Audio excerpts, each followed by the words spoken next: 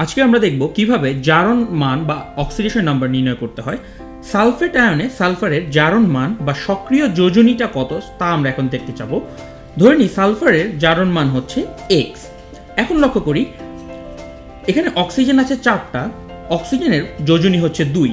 যেহেতু অক্সিজেন অধাতু তাহলে তার চার্জ হবে -2। 4টা অক্সিজেনের চার্জ হবে 4 × -2। এখন এই সবগুলো অণুর চার্জ যদি যোগ করি তাহলে এই পুরো আয়নের চার্জটি পাওয়া যাবে। তাই সবগুলো চার্জ যোগ করলে সেটি আসবে এই উপরে দেওয়া চার্জটি অর্থাৎ -2। এখন আমরা যদি সেটা ক্যালকুলেশন করি দেখব x এর ভ্যালু আসবে +6। তাহলে +6 হচ্ছে সালফেট আয়নে সালফারের জারণ মান। লক্ষ্য করি এই জটিল আয়নে আয়রনের জারণ মানটা কত। একইভাবে আমরা ধরবো আয়রনের জারণ মান হচ্ছে x। লক্ষ্য করো ওয়াটার হচ্ছে একটি মলিকিউলের কোনো চার্জ থাকে না, সুতরাং মলিকিউলের চার্জ হবে 0। যেহেতু 5টা পানি থাকে তাহলে 5 × 0 অর্থাৎ 0ই থাকবে। থায়োসায়ানেটের যোজনী হচ্ছে -1, তাহলে এখানে যোগ হবে -1। সালফেটের যোজনী হচ্ছে -2, তাহলে এখানে যোগ হবে -2।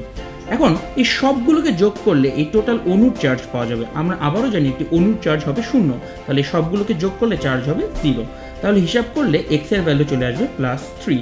তাহলে এই অণুতে আয়রনের জারণ মান হচ্ছে +3। এবার লক্ষ্য করি পটাশিয়াম ডাইক্রোমেটে ক্রোমিয়ামের জারণ মান কত।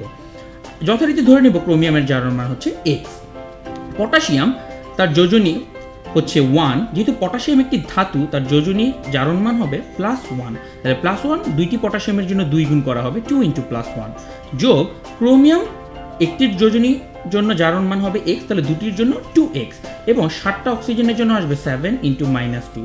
এটা ইজিক্যাল টু আসবে 0, কারণ সবগুলোর টোটাল যোগ করলে পাওয়া যাবে অণুর জন্য 0। সুতরাং x এর ভ্যালু চলে আসবে +6। তাহলে পটাশিয়াম ডাইক্রোমেটে ক্রোমিয়ামের জারণ মান আসবে +6।